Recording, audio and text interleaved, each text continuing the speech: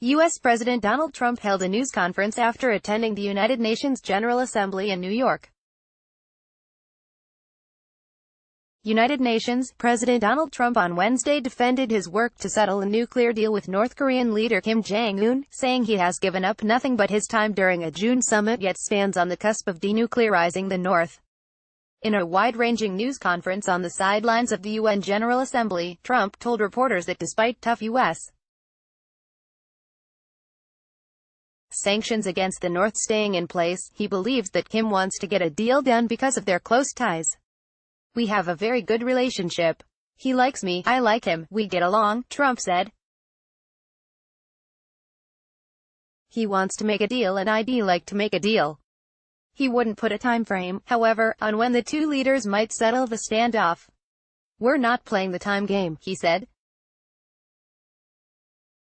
"It has lasted for decades, flummoxed a long line of U.S. and South Korean presidents and had many fearing war last year during a series of increasingly powerful North Korean weapons tests that experts believe put the country close to a long-time goal of viably targeting any spot on the U.S. mainland."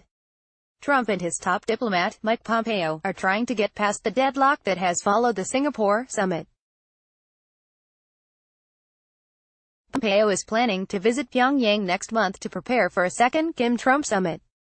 Japanese Prime Minister Shinzo Abe Wednesday also said separately that he wants to meet with Kim, though no details had been decided on yet. Trump's optimistic comments come amid widespread skepticism that Kim will actually relinquish an arsenal that Pyongyang likely sees as the only way to guarantee the Kim dynasty's continued authoritarian rule. Although Trump maintained that had given up nothing in his dealings with Kim, he has faced criticism for his decision during the Singapore summit to scrap annual U.S. military drills with ally South Korea. Critics called it a concession for the North, which has long railed against the drills as invasion preparation and proof of U.S. hostility. Trump said Wednesday that had long wanted to stop the drills, which had always been portrayed by the allies as defensive in nature, because of their high cost, and said he could restart them if needed.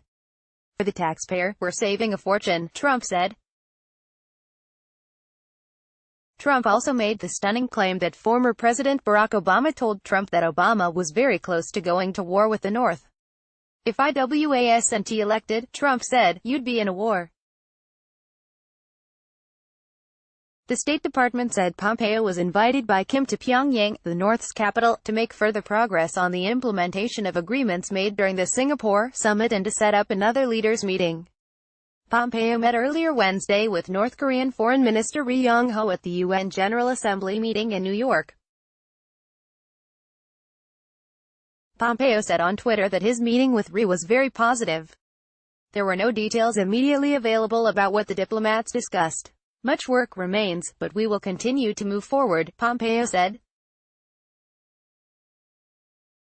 Also at the UN session, South Korean President Moon Jae-In said high-level diplomacy has removed the shadow of war that hung over the Korean peninsula last year as Kim and Trump threatened each other with destruction during the run of North Korean weapons tests. "Over the past year, something miraculous has taken place on the Korean peninsula," Moon said in an address to world leaders. "We have crossed the barriers of division and are tearing down the walls in our heart." Moon met with Kim in Pyongyang last week and has been the leading force behind the summitry. He and others hope another Trump-Kim summit will lead to disarmament progress. Diplomacy has stalled following Kim's vague promise at the Singapore summit to work toward complete denuclearization of the Korean peninsula in exchange for U.S. security guarantees. At the heart of the impasse, a North Korean demand for a declaration to formally end the Korean War before it takes any major disarmament steps. That war ended in 1953 with a ceasefire, not a peace treaty. Washington wants the North to first provide a list of the contents of its nuclear arsenal before agreeing to that war declaration, which could remove a big piece of diplomatic leverage over the North. Also Wednesday, Russian Foreign Minister Sergei Lavrov warned that dismantling an Iran nuclear accord would threaten global efforts to halt North Korea's nuclear program. Lavrov and others defended the 2015 Iran deal at a UN Security Council meeting chaired by Trump about non-proliferation. Trump pulled the U.S. out of the accord, arguing it wasn't tough enough on Iran, and is threatening new sanctions.